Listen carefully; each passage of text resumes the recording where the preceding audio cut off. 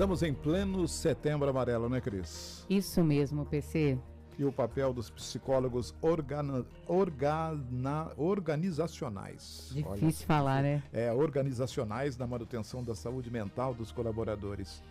E hoje nós temos uma convidada especial aqui, não é isso? Isso mesmo, a Raquel Oliveira, que é uma das sócias fundadoras da RH Reserva Consultoria. Porque o que nos chamou a atenção, PC, foi uma pesquisa divulgada recentemente pela Vitude em 2023, que mostra que 33% dos trabalhadores brasileiros sofrem algum tipo de transtorno mental. É um número muito significativo. E de acordo com esse estudo, realizado no ano de 2023, 14% dos entrevistados apresentaram níveis severos ou extremamente severos de ansiedade, 9% tinham depressão e outros 9% foram diagnosticados com quadros graves de estresse crônico.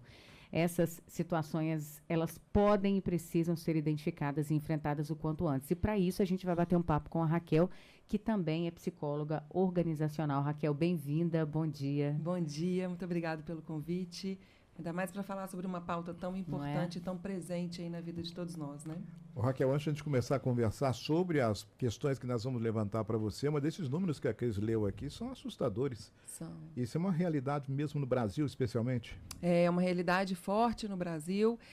Esses números levantados, eles vêm com mais ênfase pós-pandemia, né?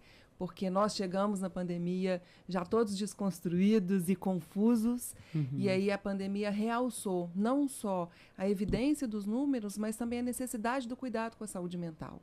Então, a notícia é que esses números, eles são alarmantes, mas são os números de pessoas que buscam ajuda. Ou seja, está, então, a subnotificação, então? Ah, com certeza, a subnotificação. São bem maiores, então. Bem maiores, porque é um preconceito em relação a admitir que eu tenho algum problema de saúde mental, né? Ainda existe isso. Então, há, com certeza, uma certa subnotificação em relação a esses números. Agora, Raquel, quais seriam as principais responsabilidades dos psicólogos organizacionais na promoção da saúde mental no ambiente de trabalho? Eu sempre falo que quando o atestado do afastamento advindo de um problema de saúde mental chega na mesa do psicólogo organizacional ou do RH, significa que a gente falhou em algum ponto, porque o nosso papel ele precisa ser preventivo. A gente precisa olhar o comportamento das pessoas e observar esse comportamento. E a gente precisa chegar num consenso aqui de que a observação do comportamento humano, que passa pela escuta, pela empatia, está se perdendo ao longo do tempo. Então, o psicólogo organizacional ele precisa refletir sobre o ambiente de trabalho e de como que aquele indivíduo ele é inserido nesse contexto de ambiente de trabalho, fazendo uma conciliação entre o que a empresa precisa entregar para a sociedade e ele, enquanto pessoa, precisa se sentir confortável naquela produtividade, naquele ambiente. Então, a gente precisa olhar para indivíduo e empresa de uma maneira bastante equilibrada e fazer com que a equação seja favorável. Mas, Raquel, como identificar essas pessoas que estão com algum problema de saúde mental? Sim, no dia a dia é muito importante que a gente comece a interagir com essas pessoas de uma maneira um pouco mais genuína e um pouco mais preventiva. Como? Estabelecendo programas de qualidade de vida, por exemplo, abrindo e trazendo temas e desmistificando pequenos problemas, como atrasos frequentes, crises de ansiedade, choros, conversas difíceis, elas precisam ser trazidas para o cenário das empresas, elas precisam ter o seu lugar. Irritabilidade também? Irritabilidade, ansiedade, tudo isso precisa ter um lugar de escuta, os colaboradores precisam ter um lugar de fala, e isso precisa ser direcionado para programas adequados, né? Que não adianta só reclamar, mas tem que ter uma solução, né, digamos assim, para eles serem ouvidos. Né? Exatamente. São algumas...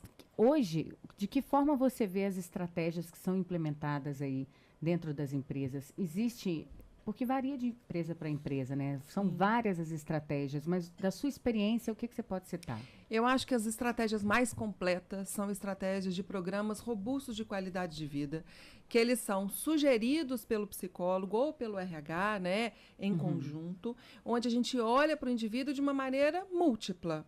Então, ele no trabalho dele, se aquela jornada está adequada, se aquela atividade está adequada à entrega que ele faz em relação às suas competências, como que ele chega em casa, como que você escuta esse colaborador, qual é a vida dele, né? Porque às vezes eu chego no trabalho e eu já tive uma tripla, quatro jornadas, eu já dobrei plantão, por exemplo, ou eu já trabalhei no final de semana para complementar minha renda.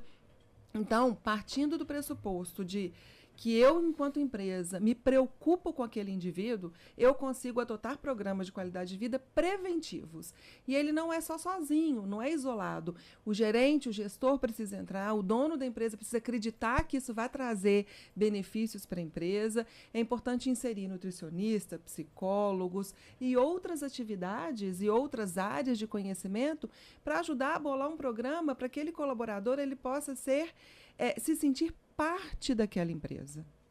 Isso tudo, em última instância, melhora a vida das pessoas e melhora a vida das empresas. Agora, tem alguma ferramenta e técnicas para o pessoal trabalhar, o psicólogo agir, o pessoal do RH? Tem, Raquel? Com certeza. Os grupos focais, que são as rodas de conversa, são as técnicas mais simples e com menos custo que você tem, né? De trazer os temas e conversar com os colaboradores, instrumentalizar os gerentes para entender e fazer com que essas pessoas que estão no dia a dia com as equipes possam identificar, por exemplo, comportamentos de irritabilidade ou atrasos frequentes de uma mesma pessoa. Ao invés de punir, é melhor chamar para conversar e entender o que está acontecendo.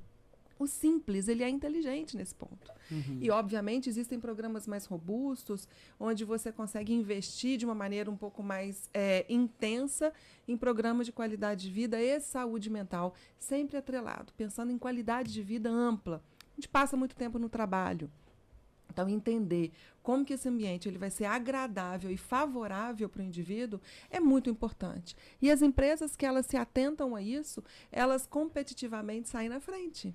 Porque elas têm pessoas mais engajadas com o propósito do trabalho. Isso é muito importante. E são pessoas diversas, né? Porque dentro de casa você já tem uma convivência, mas dentro de uma empresa você tem uma longa convivência, mas com pessoas com diversas demandas e diferentes, né? Então você tem que ficar atento também a isso. Pelo que eu percebi aqui, vocês sugerem também, primeiro, treinar as lideranças para que elas percebam o que está acontecendo no seu entorno. Sempre, sempre. As lideranças são grandes porta-vozes das mensagens das empresas, né?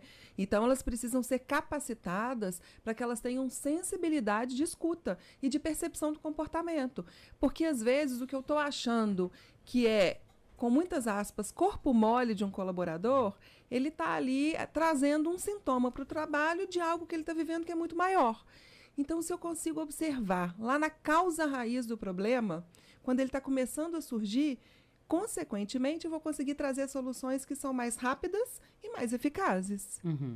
E esse tempo, por exemplo, da mesa redonda, digamos Sim. assim, é um bate-papo mais informal e de um custo menor, digamos assim. Sim. Ele deve ser mantido por quanto tempo? Ele é o ano inteiro? Como é que você avalia essa manutenção? Ele deve ser constante. Então, se eu faço um levantamento de uma pesquisa que chama perfil epidemiológico do meu colaborador, o que significa isso, né? São mais homens, mais mulheres? Qual é a faixa etária? Onde moram? Qual que é o nível de escolaridade? Qual é o interesse deles? Um pouco sobre a vida pessoal deles? Eu consigo entender o que é importante para a vida daquele sujeito. Se eu tenho essa resposta, eu consigo trazer um cronograma de pautas que eu vou abordar mês a mês. Então, a exemplo, um mês da saúde mental eu vou falar sobre o tema da saúde mental. Outro mês eu vou falar sobre economia social. Outro mês eu vou falar sobre cuidados das mães com os filhos. E aí eu começo a entender que não sou eu que passo por alguns problemas, que o meu colega de trabalho também tem os mesmos problemas que eu, e aí eu vou começar a trocar de uma maneira linear sobre as minhas soluções, que às vezes vão servir para você, às vezes vão servir para o meu outro colega, eu vou aprender e eu começo a compartilhar as minhas dores, ao invés de internalizar as minhas dores. E quando eu começo a compartilhar, a fala, ela tem uma cura muito grande. Eu começo a elaborar de uma maneira diferente e começo a entender que os meus problemas, eles coexistem com outras famílias, com outras pessoas, eu começo a chegar em consenso. E aí eu começo a entender saídas diferentes do que ficar ruminando na minha cabeça só o meu problema. Esse Setembro Amarelo, vocês vão usar também a data, o mote deste mês para aprimorar também o trabalho nas empresas? Com certeza. Setembro Amarelo, as empresas elas nos procuram muito para a gente poder falar desse tema de saúde mental, porque hoje ele é uma variável que impacta sobremaneira a realidade das organizações. Então, a gente leva vários assuntos para falar sobre a importância do cuidado da saúde mental, e é um cuidado que também o indivíduo precisa fazer parte ativamente dele, de como que ele olha para a sua vida e de como que o trabalho faz parte da vida dele e não o trabalho é a vida dele. Tem uma diferença muito grande, né?